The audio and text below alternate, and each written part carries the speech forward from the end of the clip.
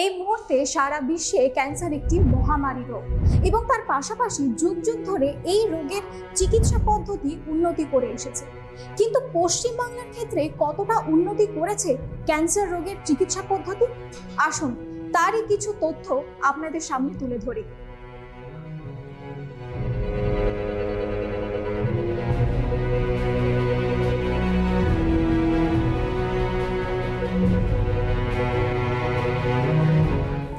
সমীক্ষায় দেখা গেছে যে প্রত্যেক 6 জনের মধ্যে একজন করে ক্যান্সার পেশেন্ট থাকতে পারে এবং তার পাশাপাশি বর্তমান সময়ে আমরা দেখতে পাচ্ছি যে প্রত্যেকটি ঘরে ঘরে এই ক্যান্সারটা ছড়িয়ে পড়ছে। দিনে দিনে ক্যান্সারের পেশেন্টের সংখ্যা কিন্তু বাড়ছে। তাই সময় এসে গেছে আমাদের সচেতন হওয়ার। আজ আমাদের সঙ্গে এই মুহূর্তে আছেন ডক্টর সৌরভ দত্ত, যিনি বর্তমানে মেডিকা ক্যান্সার হসপিটালের ডিরেক্টর এবং তার পাশাপাশি expert head and neck surgeon, এবং যেটা definitely worth mentioning that is তিনি দীর্ঘ সময় ধরে কিন্তু টাটা মেমোরিয়াল হসপিটাল মুম্বাইয়ের সঙ্গে যুক্ত ছিলেন। আর সময় নষ্ট না করে সরাসরি তার কাছেই চলে যাব। Thank you so much sir, আমাদেরকে জয়েন করার জন্য, আপনার ভ্যালুয়েবল টাইম আমাদের সঙ্গে শেয়ার করার জন্য। প্রথমেই যে প্রশ্নটা উঠছে সেটা হচ্ছে, এই মুহূর্তে পশ্চিমবাংলার ক্ষেত্রে কি বিশ্বমানে ক্যান্সার ট্রিটমেন্ট পাওয়া সম্ভব? দেখুন, এই মুহূর্তে দাঁড়িয়ে পশ্চিমবঙ্গে ক্যান্সার ট্রিটমেন্ট এমন একটা জায়গায় রয়েছে যে সেখানে আমি বুক ফুলিয়ে বলতে পারি যে ভারতবর্ষের মধ্যে তো অন্যতম শ্রেষ্ঠ জায়গায় রয়েছেই, বাট আমি বলবো বিশ্বের প্রায় কোনো শহরের ক্ষেত্রে ক্যান্সার ট্রিটমেন্টে যা যা ফেসিলিটি আমরা পেতে পারি এমন প্রায় কিছুই নেই যেটা আপনি কলকাতায় বসে পেতে পারবেন না। একাধিক ক্যান্সার হসপিটাল বা মাল্টি স্পেশালিটি, সুপার স্পেশালিটি হসপিটালে ক্যান্সার ইউনিট তৈরি হয়েছে এবং বেশ কিছু হসপিটালে, যেমন আমাদের মেডিকা হসপিটালে, যেগুলো আগে কয়েক বছর আগেও কলকাতায় ভাবা যেত না, যে অর্গ্যান স্পেসিফিক ক্যান্সার ট্রিটমেন্ট, যেমন ধরুন সার্জারির ক্ষেত্রে যে একজন ক্যান্সার সার্জেনই তিনি পা থেকে মাথা অবধি সমস্ত সার্জারি করা আজকের দিনে দাঁড়িয়ে একটু ডিফিকাল্ট। তো এই মুহূর্তে যেটা একটা ওয়ার্ল্ড ওভার ট্রেন্ড, যে অর্গ্যান স্পেসিফিক, অঙ্গ নির্দিষ্ট ক্যান্সার শল্য চিকিৎসা, সেটা কীরকম না, যারা ধরুন হেডনেক ক্যান্সারের ট্রিটমেন্ট করছে সেই টিম শুধুমাত্র মুখ আর গলার ক্যান্সারেরই ট্রিটমেন্ট করবে। যারা লাং ক্যান্সারের ট্রিটমেন্ট করছেন বা চেস্ট ক্যান্সারে, তারা লাং বা চেস্ট ওয়াল এগুলোরই ট্রিটমেন্ট করবেন। যারা ধরুন গাইনোকোলজিক্যাল ক্যান্সার ট্রিটমেন্ট করছেন তারা শুধু সেটাই করবেন। যারা ইউরোলজিক্যাল করছেন তারা শুধু সেটাই করবেন। এই মুহূর্তে শহরের 1-2 হসপিটাল, যেরকম আমাদের এখানে, একেবারে সেইভাবে ক্যান্সার ট্রিটমেন্টটা হয় এবং তার ফলে প্রিসিশন সার্জারিটা অন্য মাত্রায় যায়। সার্জারির ক্ষেত্রে যদি আমি আরও বলি, যে ধরুন ক্যান্সার ট্রিটমেন্টের যেগুলো অ্যাডভান্স টুল, একটা তো হিউম্যান স্কিল, এই মুহূর্তে বিভিন্ন হসপিটালে খুব স্কিলফুল ডাক্তার রয়েছে। হ্যাঁ, আমি যেমন পার্টিকুলারলি মেডিকেল ডিরেক্টর হিসেবে এখানে বলতে পারি যে প্রায় পুরো সার্জিক্যাল অনকোলজি টিমটা টাটা মেমোরিয়াল হসপিটালের ডাক্তাররা রয়েছেন। ঠিক সেরকমভাবে অন্য জায়গাতেও অন্যান্য জায়গা থেকে ডাক্তাররা এসেছেন এবং সবাই খুব স্কিলফুল। এবং যেগুলো আমরা বলতে চাই যে ক্যান্সারের স্কিলের দিক একটা হলো হিউম্যান স্কিল, আর একটা হচ্ছে টেকনোলজি। টেকনোলজির ক্ষেত্রে এমন কোনো কিচ্ছু নেই যেটা এই মুহূর্তে আপনি কলকাতায় পাবেন না। স্টার্টিং ফ্রম লেজার সার্জারি থেকে শুরু করে রোবোটিক সার্জারি, আপনি রাস্তায় দেখবেন হোর্ডিং থেকে শুরু করে বহু হসপিটালে এখন 4th জেনারেশন যে বেস্ট মডেল রোবট, সেগুলো অ্যাভেলেবেল এবং রেগুলার বেসিসে সেগুলোয় ক্যান্সার সার্জারি হচ্ছে, ইনক্লুডিং আমাদের এখানে। তার সাথে ধরুন যেগুলো হাইপেক, যেগুলো অপারেশনের সময় মেশিন দিয়ে একসাথে কেমো দেয়া, খুব অ্যাডভান্স যেগুলো সার্জারি, সেগুলো রেগুলারলি হচ্ছে। এরকম হেডনেক সার্জারির ক্ষেত্রে ধরুন আমাদের একদম খুব অ্যাডভান্স যেগুলো রিকনস্ট্রাকটিভ, কারণ হেডনেক সার্জারিতে ধরুন মুখের চোয়াল এরকম অনেক কিছু কেটে আমাদের বাদ দিতে হয়, তারপর পুরো মুখের বিকৃতি ঘটে যায়। সেখানে যদি খুব হাই লেভেল প্লাস্টিক সার্জারি না হয় তাহলে কিন্তু প্রবলেম। আমাদের এখানে যেমন রেগুলার বেসিসে, যেগুলো microvascular free flap surgery, regular বেসিসে প্রতিদিন এক বা একাধিক পেশেন্টের হচ্ছে। সো এগুলো কিন্তু অন্য মাত্রায় যাচ্ছে। থাইরয়েড ক্যান্সারের সার্জারি, আজকের দিনে থাইরয়েড ক্যান্সারের সংখ্যা অত্যন্ত বেড়েছে, বিকজ খুব বেশি ডায়াগনোস হচ্ছে, আগে হয়তো এতটা ডায়াগনোসিস হতো না। এবং তার ক্ষেত্রে একটা ভয় থাকে যে থাইরয়েড ক্যান্সার সার্জারির সময় যে নার্ভ থাকে আমাদের স্বরযন্ত্রের, সেটা ড্যামেজ হলে গলার আওয়াজ খারাপ হয়ে যেতে পারে। আজকালকার দিনে নার্ভ মনিটর ইউজ হচ্ছে যাতে করে এই নার্ভ ড্যামেজের ইনসিডেন্টটা কমে যায়। খুব কম জায়গায়, সব শহরে সব জায়গায় এগুলো পাওয়া যায় না। কলকাতায়, আমি অন্য হসপিটাল জানি না, যেমন আমাদের এখানে রুটিনলি প্রত্যেক পেশেন্টের ক্ষেত্রে আমরা এই নার্ভ মনিটর করি। সো ওভারঅল এবং অন্যান্য বহু হসপিটালে খুব হাই এন্ড সার্জারি হচ্ছে। সুতরাং এই মুহূর্তে দাঁড়িয়ে পশ্চিমবঙ্গে সার্জারির ক্ষেত্রে সমস্ত কিছু বিশ্বমানের হয়। এবার আসি রেডিওথেরাপি। রেডিওথেরাপির ক্ষেত্রে আমাদের এই মুহূর্তে যে মেশিনগুলো রয়েছে, প্রত্যেকটা মেশিন ওয়ার্ল্ডের বেস্ট। বিভিন্ন হসপিটালে ইনক্লুডিং আমাদের এখানে খুব হাই এন্ড মেশিনগুলোই আসছে। একটা সময়ে আমাদের রেডিয়েশন দেওয়া হতো কোবাল্ট মেশিনে। কোবাল্ট মেশিনে রেডিয়েশনের সেই প্রিসিশন কখনো থাকে না। এই যুগটা হচ্ছে আইএমআরটি, ইন্টেন্সিটি মডিউলেটেড রেডিওথেরাপি, বা আরও এগিয়ে ইমেজ গাইডেড রেডিওথেরাপি, স্টিরিওট্যাকটিক রেডিওথেরাপি, এই প্রত্যেকটা কিন্তু এখানে এখন অ্যাভেলেবেল। সুতরাং রেডিওথেরাপির ক্ষেত্রে ওয়ার্ল্ড ওভার প্রায় একদম হাই এন্ড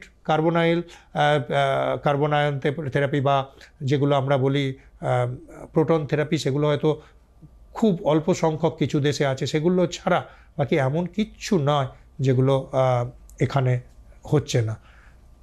থার্ডলি, কেমোথেরাপি। যে কোনো ক্যান্সার সার্জারির তো মেনলি 3টে part: medical oncology, surgical oncology, radiation oncology. So surgical oncology and radiation অনকোলজির ক্ষেত্রে আমরা বললাম। এবার আসি মেডিকেল অনকোলজি।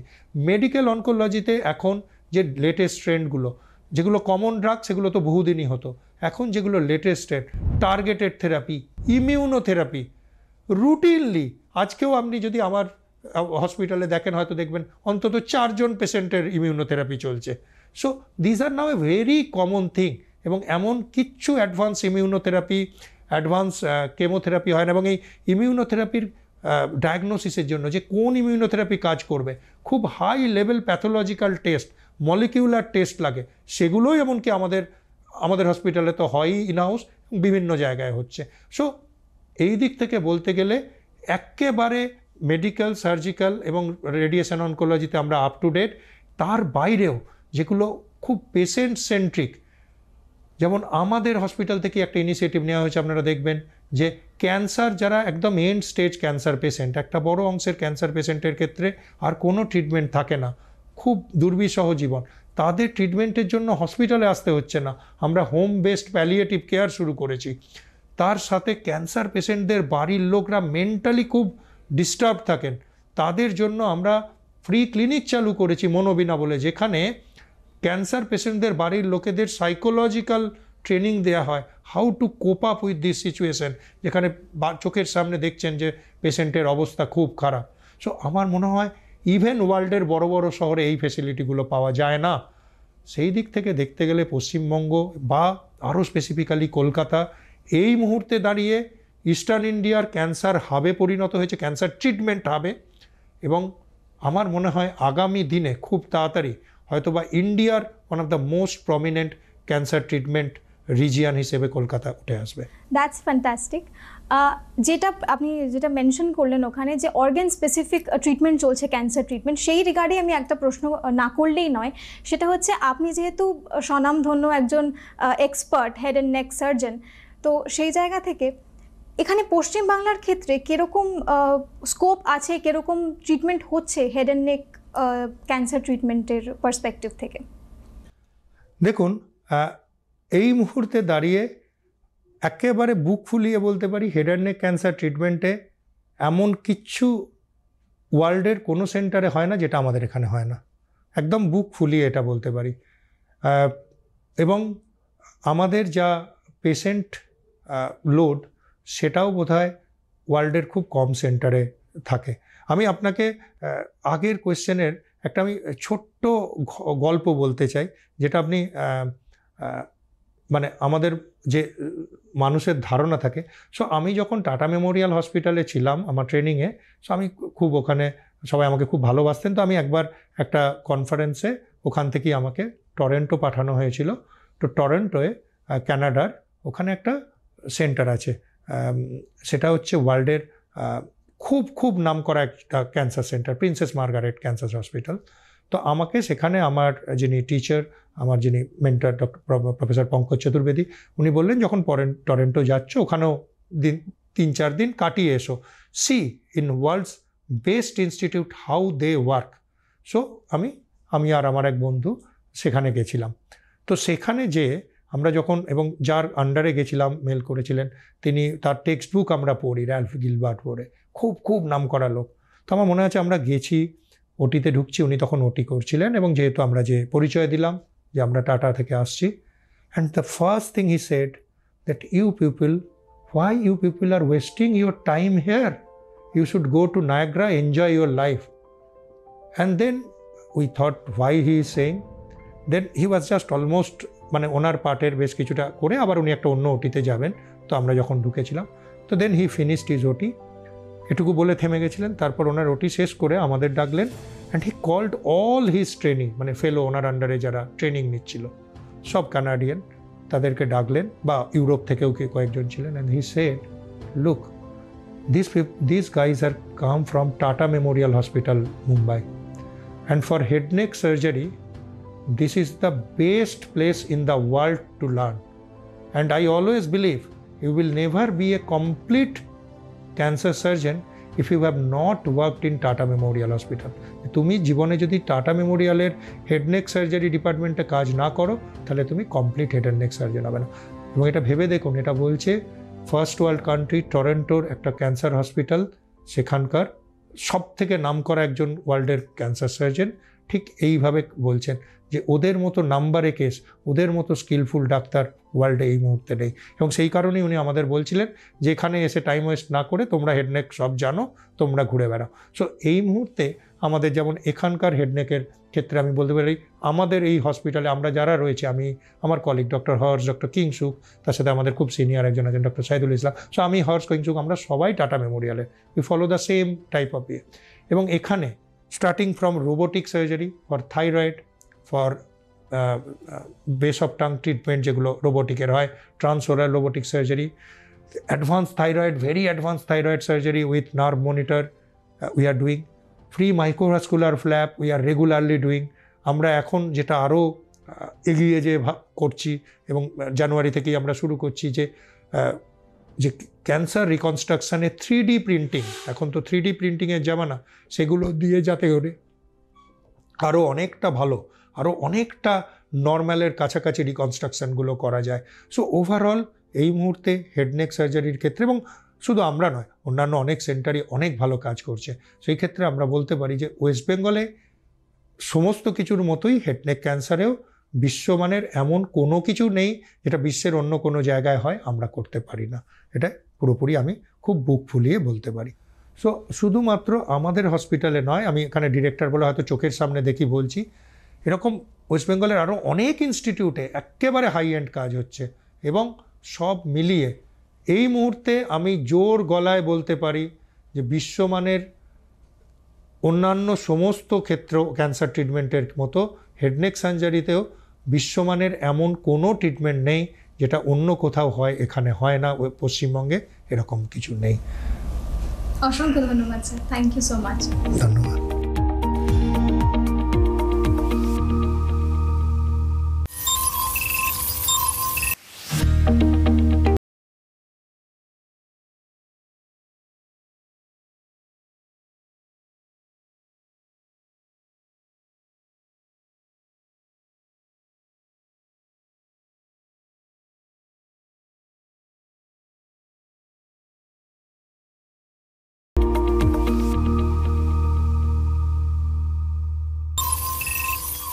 এই মুহূর্তে আমার সঙ্গে রয়েছেন senior consultant medical oncologist doctor Pradip Kumar Mondal, এবং তার পাশাপাশি যেটা বলে রাখার মতো সেটা হচ্ছে উনি দীর্ঘ সময়ের জন্য টাটা মেমোরিয়াল হসপিটালের সঙ্গে যুক্ত ছিলেন। আসুন তার সঙ্গে কিছু কথা বলে নিই। সময় দেওয়ার জন্য অসংখ্য ধন্যবাদ ডক্টর। প্রথমেই যে প্রশ্নটা আপনার কাছে রাখবো সেটা হচ্ছে, আমরা এখন দেখতে পাচ্ছি বর্তমান সময় যে স্মোকার্স এবং নন স্মোকার্সদের ক্ষেত্রে নাম্বার অফ পেশেন্ট, মানে ক্যান্সার পেশেন্ট, লাং পেশেন্টের সংখ্যা কিন্তু বাড়ছে। তো সেই পার্সপেক্টিভ থেকে লাং পেশেন্টদের যেভাবে ট্রিটমেন্ট করা হচ্ছে, সেই ট্রিটমেন্টের মডার্ন কি কোনো ট্রিটমেন্ট ব্যবহার হচ্ছে? খুবই ভালো কোশ্চেন।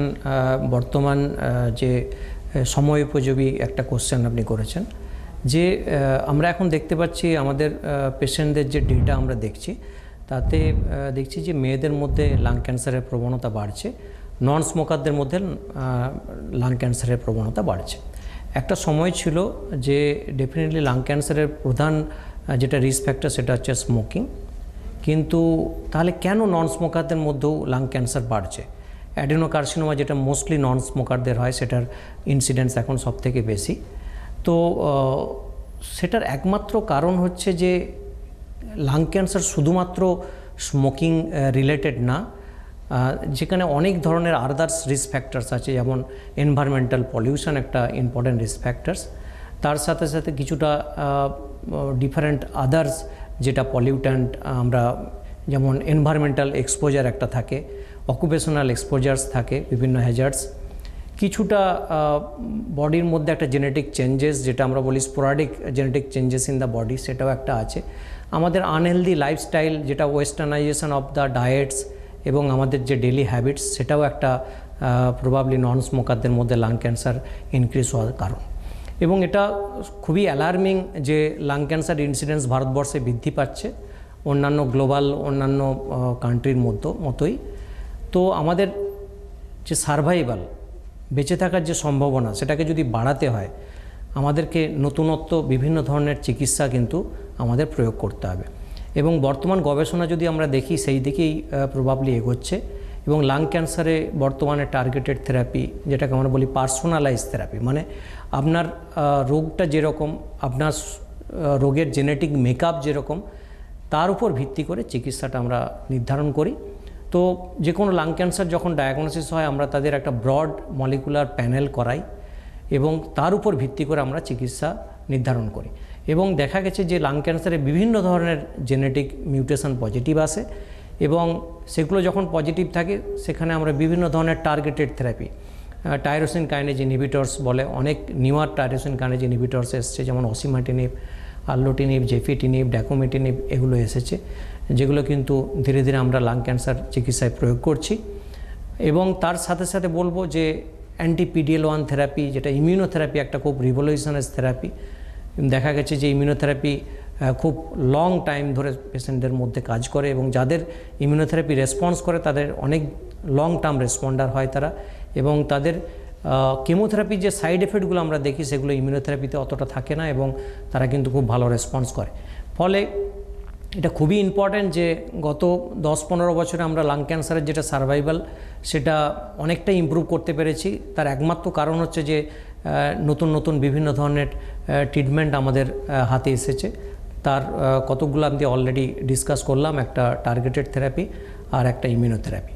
এবং তার সাথে বলবো যেটা, যে আমাদের supportive treatment, cancer supportive treatment, সেটাও ইমপ্রুভ হয়েছে।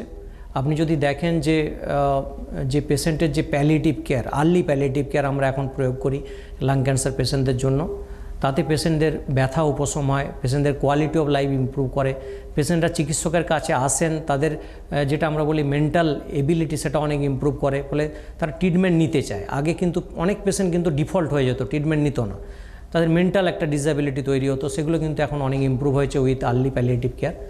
তার সাথে আমি বলবো যে লাং ক্যান্সার ট্রিটমেন্টে কিন্তু সার্জারি এবং রেডিওথেরাপিতেও কিন্তু নতুন দিগন্ত এসেছে। নতুন নতুন রেডিয়েশন মডালিটিস, যেমন IGRT, এগুলোর মাধ্যমে কিন্তু অনেক টার্গেটেড রেডিয়েশন বা যে নতুন সার্জিক্যাল মেথডস, যেগুলো ভ্যাটস এবং যে বিভিন্ন ধরনের মিনিমাল অ্যাক্সেস সার্জারি, যার মাধ্যমে কিন্তু কম পরিমাণ লাং কেটে লাং ক্যান্সার পেশেন্টের সার্জারি করা, সেগুলোও কিন্তু এখন খুব একটা আধুনিক নতুন দিগন্ত এনে দিয়েছে বলতে পারবো যে লাং ক্যান্সার চিকিৎসায়। এবং সেটাই একমাত্র কারণ যে আমরা গত 10-15 বছরের লাং ক্যান্সারের সার্ভাইভাল সেটাকে সিগনিফিক্যান্টলি ইমপ্রুভ করতে পেরেছি। Thank you so much. আরেকটা প্রশ্ন যেটা এখানে আসে, যেটা ভীষণ রেলেভেন্ট, সেটা হচ্ছে যে এই যে লাং ক্যান্সার এখন দিনে দিনে বাড়ছে বা এত মডার্নাইজ টেকনিক্স আসছে, এটা কি আদৌ প্রিভেন্ট করা পসিবল, বা যদি প্রিভেনশন কোনো টেকনিক থাকে তাহলে সেগুলো কি কি যদি একটু বলেন? আমাদের প্রত্যেকের মনের মধ্যেই সেই জিজ্ঞাসা কিন্তু আছে, যে পেশেন্টরাও আমাদের জিজ্ঞেস করে, বাড়ির লোকেরাও জিজ্ঞেস করে যে আমার এই ফ্যামিলি মেম্বারের তো লাং ক্যান্সার হয়েছে, তো আমরা কি কোনোভাবে এটাকে প্রিভেন্ট করতে পারি? সত্যি কথা বলতে কি না, আপনি লাং ক্যান্সার অ্যাকচুয়ালি কিন্তু প্রিভেন্ট করতে পারেন না। সো সেখানে এরকম কোনো প্রসিডিওর্স নেই যাতে আপনি 100% লাং ক্যান্সার প্রিভেন্ট করতে পারেন। কারণ আমি আগেই বলেছি যে এটা সম্পূর্ণ একটা ইনার আপনার শরীরের মধ্যে একটা জেনেটিক চেঞ্জেস, যেটার সঠিক কারণ কিন্তু আমরা কেউ জানি না। ফলে যেখানে সঠিক কারণ জানি না কেন অ্যাকচুয়ালি লাং ক্যান্সার হচ্ছে, সেখানে সম্পূর্ণভাবে প্রিভেন্ট করাও সম্ভব নয়। তাহলে আমরা কি করতে পারি? সেখানে লাং ক্যান্সারে কিছু কিছু মডিফায়েবল রিস্ক ফ্যাক্টর আছে, সেগুলোকে আমরা মডিফাই করতে পারি। যেমন আমি আগেই বলেছি, আনহেলদি ফুডস, ডায়েটস। আমরা এখনকার দিনে এক্সারসাইজ খুব কম করি, আমরা খুব বেশি আমাদের কাজের মধ্যে ভিড়ে থাকি। চেষ্টা করতে হবে আমাদের অ্যাক্টিভ থাকার, এবং আমরা ডেলি একটা মোটামুটি 30-40 মিনিটসের একটা এরোবিক এক্সারসাইজ এগুলো করতে পারি। হেলদি ডায়েটস, কম নন ভেজিটেরিয়ান ফুডস, যেগুলো মাছ, মাংস, এগুলোকে আমরা যতটা সম্ভব অ্যাভয়েড করব, এবং ভেজিটেরিয়ান বিভিন্ন রকম ফ্রুটস, ভেজিটেবলস এগুলোর দিকে জোর দেবো। তার সাথে ইম্পর্ট্যান্ট যেগুলো, যেমন স্মোকিং যতটা সম্ভব আমরা এড়িয়ে চলবো। সেকেন্ড হ্যান্ড স্মোক, মানে আশেপাশে কেউ স্মোক করছে, সেটাকে আমরা যদি কিছুভাবে পসিবল হয় সেটাকে অ্যাভয়েড করব। এনভায়রনমেন্টাল যেটা পলিউশন, সেটাকে তো সম্পূর্ণভাবে আমরা এড়িয়ে চলতে পারি না, কিন্তু চেষ্টা করব যে কোনো বদ্ধ জায়গায় যাতে কোনো কিছু কার্বোনেটেড যেটা স্মোকিং, সেটাকে আমরা অ্যাভয়েড করব। এবং তার সাথে আমি যেটা বলবো সবথেকে ইম্পর্ট্যান্ট, সেটা যদিও কিছু কিছু স্টাডিজে দেখা গেছে যে যারা খুব বেশি স্মোকার, অনেক বেশি স্মোক করেন, তাদের কখনো কখনো লো ডোজ সিটি স্ক্যান বলে একটা প্রসিডিওরস আছে, যেটা প্রিভেন্টিভ মেজার্স হতে পারে। সেটা আমরা অনেক সময় ডাক্তাররা প্রেসক্রাইব করেন, সেটা একটা স্ক্রিনিং মেথড। কিন্তু আমাদের দেশে সম্পূর্ণ পপুলেশনের উপর এই লো ডোজ সিটি স্ক্যানের যে স্ক্রিনিং মেথড, সেটা সম্পূর্ণভাবে প্রয়োগ করা সম্ভব নয়। তো একটাই কথা আমার বলার, সেটা হচ্ছে যদি আর্লি কোনো সিমটমস থাকে, আপনারা অবশ্যই ফিজিশিয়ানের পরামর্শ নেবেন। যদি লাং ক্যান্সার প্রাইমারি পর্যায়ে যদি ধরা পড়ে, আর্লি স্টেজে ধরা পড়ে, তাহলে কিন্তু অনেক সময় আমরা সেটাকে সম্পূর্ণভাবে কিওর করা সম্ভব। তো একটাই কথা আমি সমস্ত জনসাধারণের উদ্দেশ্যে বলবো যে লাং ক্যান্সার সম্পূর্ণভাবে প্রিভেন্ট করা অসম্ভব, কিন্তু কেউ যদি এরকম কারোর মধ্যে সিমটমস থাকে যেটা মনে হচ্ছে লাং ক্যান্সারের একটা আর্লি সিমটমস হতে পারে, ডাক্তারের পরামর্শ নিন, সঠিক ইনভেস্টিগেশনস করান, সঠিক পরামর্শ নিন এবং সঠিক চিকিৎসা করান। তার মাধ্যমে কিন্তু আমরা লাং ক্যান্সারের সার্ভাইভাল যেটা, সেটাকে কিন্তু ইমপ্রুভ করতে পারি। তো সেই ক্ষেত্রে আর্লি সিমটমস কি কি হতে পারে লাং ক্যান্সারের ক্ষেত্রে? কারণ ধরুন যারা স্মোকিং করছে না, তারা কি করে অ্যাওয়্যার হবে যে তাদের লাং ক্যান্সার হতে পারে? লাং ক্যান্সারের আর্লি সিমটমস যেগুলো আমরা বলি, সেটা হচ্ছে ক্রনিক কফ। যে কাশিটা অনেক দিন থেকে থাকছে, এবং অনেকেই অ্যান্টিবায়োটিক ট্রাই করেছেন, বিভিন্ন ধরনের যেটা আমরা বলি একটা ঘরোয়া মেথড, সেগুলো আপনি ট্রাই করেছেন, কিন্তু কাশিটা যাচ্ছে না। বিভিন্ন ধরনের টেস্ট করেছেন, টিবির টেস্ট করেছেন, কিন্তু সেগুলোতে কিছুই পজিটিভ আসছে না। স্পুটাম কালচার করেছেন, স্পুটামের বিভিন্ন টেস্ট করেছেন, কিন্তু কোনো কিছু দেখা যাচ্ছে না। তার কিন্তু লং টার্ম একটা কফ থাকছে, এবং তার সাথে কফের সাথে কখনো কখনো অল্প রক্ত আসা, এবং একটা চেস্ট পেন, একটা ক্রনিক একটা পেন অনেক সময় পেশেন্টরা কমপ্লেন করে। এটা খুবই একটা আর্লি সিমটমস। তার সাথে অনেক সময় পেশেন্ট বলে যে গলার ভয়েসটা বসে যায়, কারণ লাং টিউমার অনেক সময় আমাদের যে ভয়েসের যে নার্ভটা, সেটাকে অনেক সময় ধরে ফেলে, এবং যেটাকে আমরা বলি হোর্সনেস অফ ভয়েস, মানে গলাটা বসে যাওয়া, সেটাও একটা আর্লি সিমটমস হতে পারে। যখন লাং ক্যান্সার অনেক অ্যাডভান্স হয়ে যায়, যখন বুকে জল জমতে শুরু করে, এবং বা লাং ক্যান্সারটা অনেকটা বড় হয়ে যায়, টিউমারটা অনেক বড় সাইজের হয়ে যায়, তখন অনেক সময় পেশেন্টের শ্বাসকষ্ট, বিশেষ করে প্রথম দিকে হাঁটাচলা করলে বা একটু বেশি জোরে হাঁটলে, সিঁড়ি ভাঙলে শ্বাসকষ্ট হতে পারে, আমরা বলি এক্সারশনাল ডিসপিনিয়া, শ্বাসকষ্ট নিয়ে পেশেন্ট আসতে পারে। লাং ক্যান্সার অ্যাডভান্স স্টেজে ইউজুয়ালি ক্ষেত্রে শ্বাসকষ্ট, এক্সেসিভ কফ, কফের সাথে রক্ত আসা, চেস্ট পেন, এবং যদি অন্য অর্গানে ছড়িয়ে পড়ে, যেমন হাড়ের মধ্যে ছড়িয়ে পড়লে কোমরে ব্যথা বা অন্য জয়েন্টে হাড়ের মধ্যে ব্যথা, বা যখন ব্রেনের মধ্যে ছড়িয়ে পড়লো তখন অনেক সময় পেশেন্টরা কিন্তু মাথা ব্যথা বা সিজার বা কনভালশন নিয়ে আমাদের কাছে আসতে পারে। ফলে লাং ক্যান্সারের যেটা বেসিক আমরা যেটা বলি যে অনেক দিনের কাশি, অ্যান্টিবায়োটিক খেয়েছেন কিন্তু যাচ্ছে না, অবশ্যই ইনভেস্টিগেশন করে নেওয়া উচিত যে সেটা কোনো early signs and symptoms of lung cancer কিনা। অসংখ্য ধন্যবাদ sir, thank you so much.